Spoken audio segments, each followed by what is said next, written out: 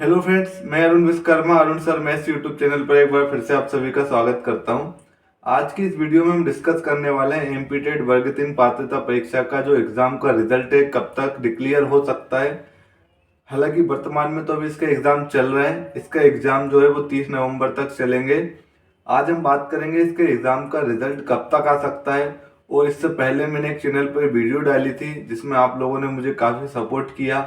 काफ़ी लोगों के कमेंट मैंने देखे, तो उन्हीं कमेंट को जब मैंने रीड किया तो मैंने पढ़ा, तो मैंने कुछ चीज़ नोटिस की जो बच्चों के माइंड में चल रही है। तो उसी चीज़ को भी आज, उसी पॉइंट को भी मैं आज इस वीडियो के माध्यम से आप लोगों के साथ शेयर करने वाला हूँ। जो आपके माइंड में कुछ डाउट है, जो आपने मुझे कमेंट बॉक्स में कमेंट के द्वारा पूछे थे, तो दोनों टॉपिक पर आज हम बात करेंगे। इससे पहले अगर आप चैनल पर नए हो तो प्लीज़ चैनल को सब्सक्राइब करें और ज़्यादा से ज़्यादा लोगों के पास शेयर करें। तो सबसे पहले हम बात करेंगे इस एग्ज़ाम के रिजल्ट को लेके। तो आप जैसे आपको पता होगा कि 10 नवंबर से एग्ज़ाम स्टार्ट हुआ था और ये एग्ज़ाम का जो शेड्यूल था वो 30 नवंबर तक था। मतलब ये एग्ज़ाम पूरे नवंबर मंथ में चलना है। अब रिजल्ट कब तक आ सकता है तो मैं आपको 100% तो नहीं बता सकता, लेकिन जो अभी तक इसका ईएसबी का शेड्यूल रहा है उसके अकॉर्डिंग जहाँ तक हम अनुमान लगा सकते हैं कि इसका जो एग्ज़ाम का रिजल्ट है वो या तो जनवरी लास्ट में आ सकता है या आपको फरवरी के स्टार्टिंग में देखने को मिल सकता है।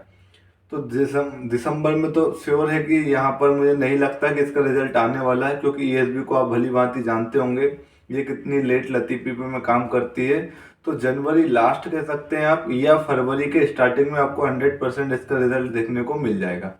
ठीक। रही बात दूसरे क्वेश्चन की, जो आप लोगों कई बच्चों के माइंड में आ रहा है सर नॉर्मलाइजेशन में हमारे 1 या 2 मार्क्स कम है, या हमारे इतने मार्क्स है, या हमारे ज़्यादा मार्क्स है कम तो नहीं होंगे, या हमारे इतने कम मार्क्स है तो इतने ज़्यादा हो जाएंगे क्या। तो बात करते हैं हम नॉर्मलाइजेशन की। तो नॉर्मलाइजेशन एक ऐसी प्रोसेस है जिसमें कई बच्चों का बहुत ज़्यादा लॉस भी होता है अगर आप देखें तो, और कई बच्चे जो क्वालिफाई होते हैं वो डिस्क्वालीफाई भी हुए हैं कई बार, और जो डिस्क्वालीफाई कैंडिडेट होते हैं वो क्वालिफाई भी हो जाते हैं। ये डिपेंड करता है कि कौन क्वालिफाई से डिस्क्वालीफाई होगा या डिस्क्वालीफाई से क्वालिफाई, या किसके मार्क्स बढ़ेंगे या किसके मार्क्स घटेंगे। ये डिपेंड करता है नॉर्मलाइजेशन पर, और नॉर्मलाइजेशन डिपेंड करता है पेपर के लेवल पर। जैसे कि मान के चलिए आज 10 नवंबर से जैसे एग्ज़ाम स्टार्ट हुआ था, और आज की डेट में जो मैं वीडियो रिकॉर्ड कर रहा हूँ ये आज 23 नवंबर है। तो 23 नवंबर तक आप आते आते देखेंगे तो जो एग्ज़ाम में पूछे गए क्वेश्चन का लेवल है वो बहुत ज़्यादा डिफ़िकल्ट होने लगता है। और डिफ़िकल्ट जैसे जैसे एग्ज़ाम होगा तो आप देखेंगे बच्चे बहुत अच्छा स्कोर नहीं कर पा रहे होंगे। और अगर बच्चा अच्छे स्कोर नहीं कर पा रहे होंगे तो कहीं ना कहीं जो बच्चे के एवरेज मार्क्स हैं वो कम हो रहे होंगे, और जब एवरेज मार्क्स हो रहे होंगे तो कई बच्चे डिस्क्वालीफाई हो जाते हैं या उतने अच्छे स्कोर नहीं ला पाते हैं जितने स्टार्टिंग की शिफ्ट में जो एग्ज़ाम हुआ था वहाँ पर बच्चे एक एवरेज मार्क्स लेकर आ पाते थे। तो इस कंडीशन में क्या होता था, जब ओवरऑल बच्चे पूरे एवरेज रिजल्ट देखते थे उस पर्टिकुलर शिफ्ट का, तो ज़्यादातर बच्चे एवरेज या एवरेज से कम मार्क्स लेकर आते हैं। तो फिर हम ये मान के चलते हैं कि इस एग्ज़ाम का जो लेवल था, वो इस पेपर का जो लेवल था कहीं ना कहीं डिफिकल्ट था। तो फिर उस दिन नॉर्मलाइजेशन के प्रोसेस के थ्रू वहाँ पर हर हर बच्चों का मार्क्स को इंक्रीज कर दिया जाता है ना। और जहाँ एग्ज़ाम का लेवल ईजी होता है, हर बच्चा एक एवरेज या एवरेज से ज़्यादा या अच्छा स्कोर कर पा रहा है, तो कहीं ना कहीं ये मान के चलते हैं कि वहाँ पर जो एग्ज़ाम का लेवल है, पेपर का लेवल है, वो इजी है। और पेपर का लेवल इजी है तो डेफिनेटली बच्चा अच्छा स्कोर करेगा। और अगर पेपर टफ आ रहा है तो अच्छे पढ़ने वाला बच्चा भी कहीं ना कहीं अच्छा स्कोर नहीं कर पाएगा। तो ये कहीं ना कहीं उनके साथ नाइंसाफ़ी होती है।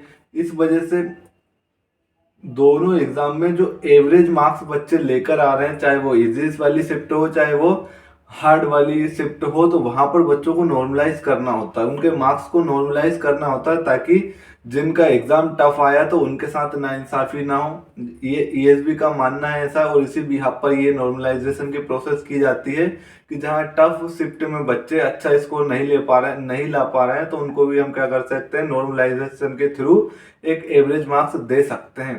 ठीक। तो अब इस प्रोसेस में कई बच्चे डिस्क्वालीफाई होते हैं तो क्वालिफाई भी हो जाते हैं, और क्वालिफाई से डिस्क्वालीफाई भी हो जाते हैं। कई बार बच्चों के 8-8 10-10 मार्क्स बढ़ भी जाते हैं तो कई बार घट भी जाते हैं। ठीक, तो बच्चे बहुत सारे डाउट में रहते हैं, सर हमारे मार्क्स बढ़ेंगे या घटेंगे। कई बच्चों ने मुझसे कमेंट में भी पूछा और आप लोगों का बहुत सपोर्ट भी मिला मुझे पिछली वीडियो में। बहुत बहुत धन्यवाद देता हूँ। इसी तरीके की आप सपोर्ट बनाए रखिए। मैं भी अपनी तरफ से पूरी कोशिश करता हूँ कि आपको ऑथेंटिक जानकारी दे सकूँ, ताकि जिससे आपका भी कहीं ना कहीं बेनिफिट हो मेरे थ्रू। तो अब वहाँ बच्चे मुझसे पूछ रहे थे कि सर हमारे मार्क्स इतने आए हैं, बढ़ेंगे या घटेंगे। तो देखो, मैं ईएसबी का कोई चेयरमैन नहीं हूँ या मैं ईएसबी का कोई एम्प्लॉय नहीं हूँ। हाँ, मैंने अभी तक जितने एग्जाम दिए, मैं ऑलमोस्ट 15 से 20 एग्जाम ईएसबी के दे चुका हूँ, जिसमें टीचिंग एग्जाम में, पुलिस एग्जाम में, बहुत सारे एग्जाम मैंने ईएसबी के दिए हैं। तो उन सब एग्जाम को देने के बाद जो ओवरऑल मेरा एक्सपीरियंस है, उसको मैं जरूर आप लोगों के साथ शेयर कर सकता हूँ। जो मैं आपको बता रहा हूँ कि आप इस अकॉर्डिंग देखेंगे या फिर आप देखेंगे कि किस अकॉर्डिंग यहाँ पर जो एग्जाम में मार्क्स कम या ज़्यादा होते हैं, है ना। तो मैं अपने एक्सपीरियंस के थ्रू आपको बता सकता हूँ कि हाँ, कितने मार्क्स बढ़ सकते हैं, कितने मार्क्स घट सकते हैं, और कौन पास कौन फेल हो सकता है, 1-2 मार्क्स का कितना चेंजेस आ सकता है किसी पर्टिकुलर शिफ्ट में। ठीक, बाकी जो 100% क्लियरिटी होगी, जब भी इसका रिजल्ट आएगा तब आपको 100% क्लियरिटी होगी कि किसका कितना स्कोर बढ़ा है या किसका कितना स्कोर घटा है। लेकिन जनरली मैं एक्सपीरियंस के तौर पर बताता हूँ कि मैक्सिमम बच्चों के मार्क्स बढ़ते हैं। कई बार अच्छे 8-10 मार्क्स भी बढ़ जाते हैं, तो कई बार 8-10 मार्क्स घट भी जाते हैं। अब हम ये पर्टिकुलरली नहीं कह सकते कि सर किसके बढ़ेंगे और किसके घटेंगे। ये उस दिन के पेपर के लेवल पर डिपेंड करता है कि पेपर का लेवल किस तरीके था। अगर पेपर का लेवल ज़्यादा हार्ड रहा होगा तो डेफिनेटली एग्जाम में जो आपने स्कोर किया होगा वो सब बच्चों का कम रहा होगा, तो फिर नॉर्मलाइज के थ्रू उनके एवरेज मार्क्स को थोड़ा सा इंक्रीज कर दिया जाता है, बढ़ा दिया जाता है। तो इस तरीके की पूरी प्रोसेस होती है नॉर्मलाइजेशन की। तो अब ये तो 100% श्योर कब होगा, जब आपका रिजल्ट आएगा कि सर कितने मार्क्स बढ़ने हैं और कितने मार्क्स घटने हैं। आई होप आप लोगों को क्लियर हुआ होगा कि नॉर्मलाइजेशन की प्रोसेस किस तरीके से होती है। अब नेक्स्ट वीडियो में हम डिस्कस करेंगे अगले किसी टॉपिक के साथ। इससे पहले अगर आप चैनल पर नए हो तो प्लीज़ चैनल को सब्सक्राइब जरूर करें और ज़्यादा से ज़्यादा लोगों के पास शेयर करें, ताकि ये वीडियो हर उन स्टूडेंट के पास पहुंच सके जो टीचिंग एग्जाम या टीचिंग से रिलेटेड कोई भी एग्जाम की तैयारी कर रहे हो, चाहे सीटेट हो, एमपीटेट हो, चाहे प्री, चाहे मेंस, कोई भी एग्जाम की तैयारी कर रहा हो, तो कहीं ना कहीं उसको बेनिफिट हो सके इन वीडियो के द्वारा। तो मिलते हैं नेक्स्ट वीडियो में। Thank you.